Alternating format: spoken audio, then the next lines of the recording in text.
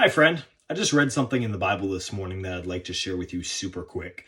The verse is Proverbs 16:3. It says, "Commit thy works unto the Lord, and your thoughts will be directed."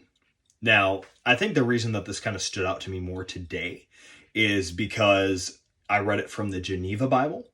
And as we know, that's kind of an older translation that's a little more poetic. And so basically, let's break down what that means, right? So commit thy works unto the Lord. Now, we know when the author penned this verse, that verse obviously is partially reflecting law, right? We were under Judaic law back in the Old Testament. Now, we are under grace today, but there's an expectation, there's a way that we're expected to live, instructed by Paul, inspired by Jesus.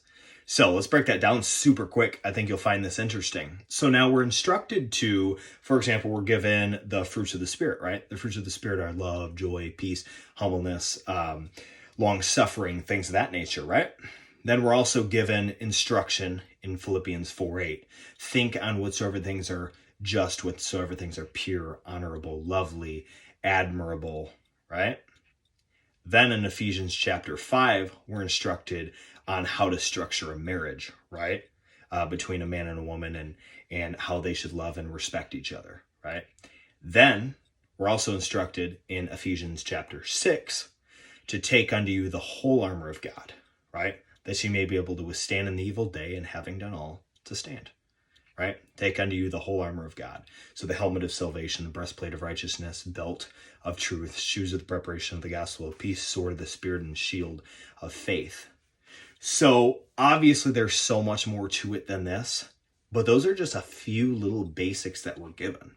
If we commit our way unto the Lord and we live righteously, meaning that we follow these things, these kind of principles, not because we have to, but because we want to, because it's the right thing to do, because we were given grace. If we kind of have this mindset, I think that'll completely revolutionize the way that you think, the way that we think, and how we can move forward as a people and become better and more morally upright, right?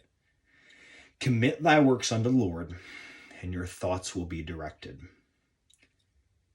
Isn't it all in the mind, right? As Pastor Craig Groeschel says, the war is in your mind. It's a great book. If you haven't read it, read it. But the war's in your mind, right? And a lot of times we can struggle day in and day out with thoughts coming into the mind. And I had some situations in the past where a lot of foolish thoughts came into my mind, past relationships or, past hobbies or thoughts that I would have would just start filtering back into my mind. And I know we've all had those situations, right? So it's so important. So important. In closing, I've got to say this. It's so important. It's vitally important to our well-being that we change what goes on in our mind. Because what goes on in our mind reflects in how we treat others, reflects in how bright and positive and morally upright our future is. So in closing today, friend, if you commit your works to God, right? You commit to him, you have that alone time, you follow his ways, you pray to him, you read from his word, and that goes into your mind, God will renew your mind, as Romans 12:2 says.